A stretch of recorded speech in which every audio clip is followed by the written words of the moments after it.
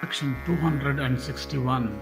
Vaisampayana said, one day, having ascertained that the Pandavas were all seated at their ease and that Krishna was reposing herself after her meal, the sage Durvasa, surrounded by 10,000 disciples,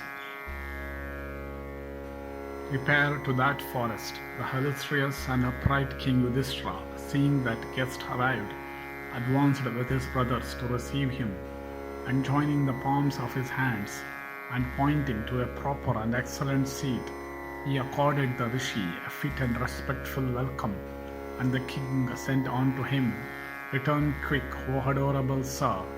After performing diurnal ablutions and observances, and that sinless Muni, not knowing how the king would be able to provide a feast for him and his disciples, proceeded with the latter to perform his ablutions, and that host of the Muni of subdued passions went into the stream for performing their ablutions. Meanwhile, O king, the excellent Princess Draupadi, devoted to her husbands, was in great anxiety about the food to be provided for the Munis.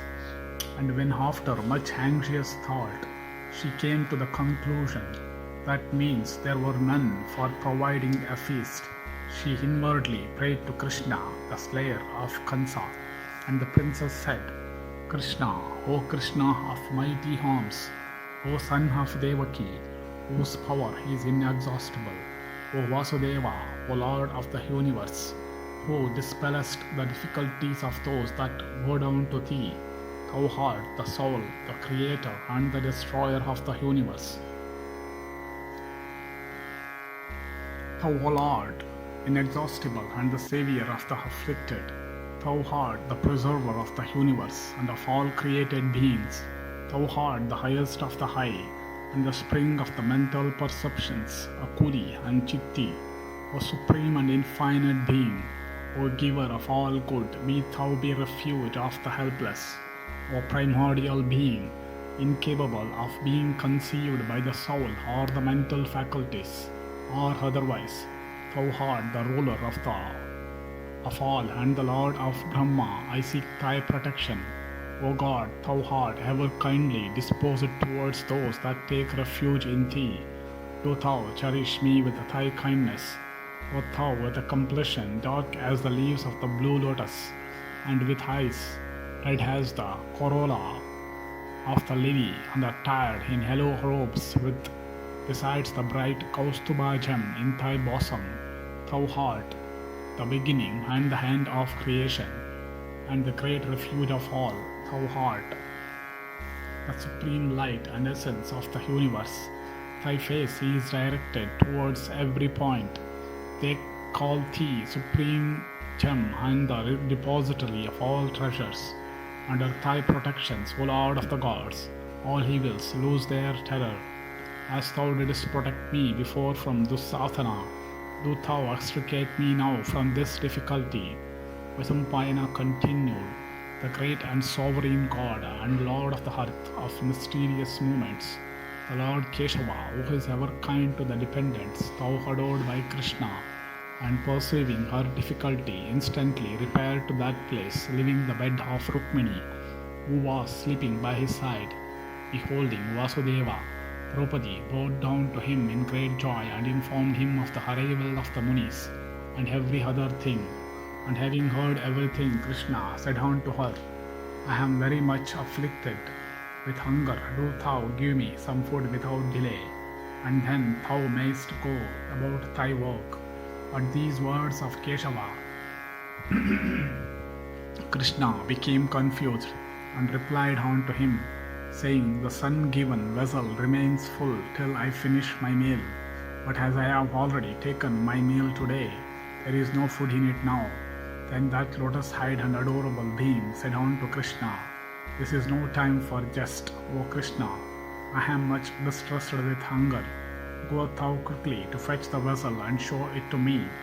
When Keshava, that ornament of the illusories, had the vessel brought unto him with such persistence, he looked into it and saw a particle of rice and vegetables sticking at its rim, and swallowing it, he said, unto her, may it please the god Hari, the soul of the universe, and may that god who partaketh at sacrifices be satiated with this.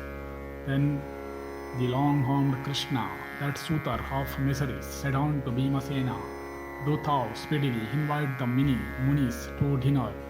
Then, O good king, the celebrated Bhimasena quickly went to invite all those munis, Durvasa and others, who had gone to the nearest stream of transparent and cool water to perform their ablutions. Meanwhile, these ascetics, having plunged into the river, were rubbing their bodies and observing that they all felt their stomach to be full, and coming out of the stream, they began to stare at one another, and turning towards Durvasa, all those ascetics observed, having bade the king make our meals ready, we have come hither for a bath.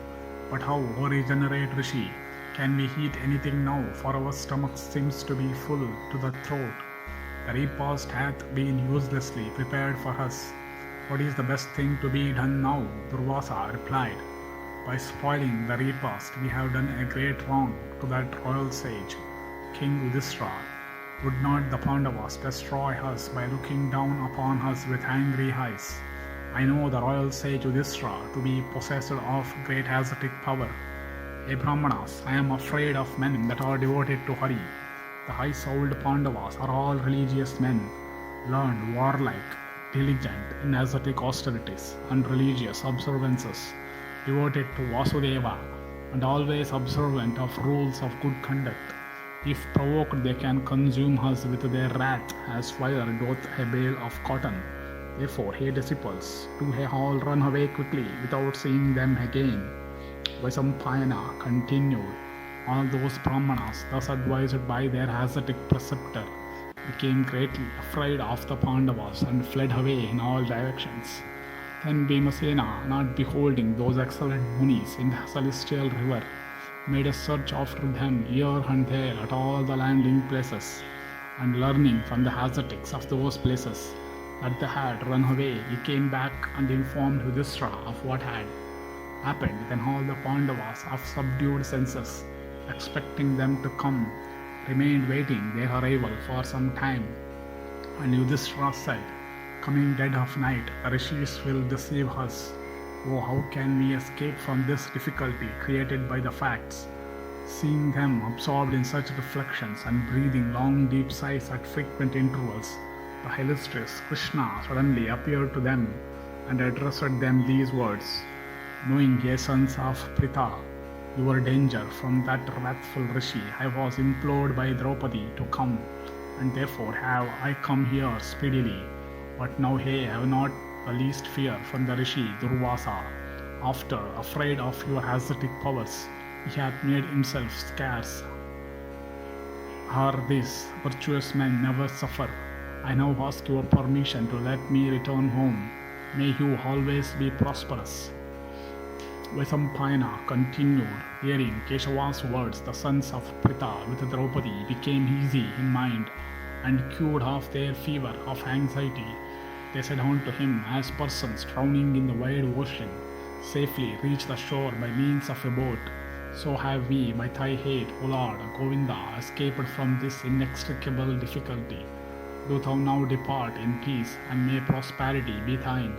Thus dismissed, he repaired to his capital, and the Pandavas too, O blessed Lord, wandering from forest to forest, passed their days merrily with Draupadi. Thus, O king, have I related to thee the story which thou askest me to repeat. And it was thus that the machinations of the wicked sons of Dhritarashtra about the Pandavas in the forest were frustrated. Thus ended section 261 in the Draupadi-harana Parva of the Vana Parva.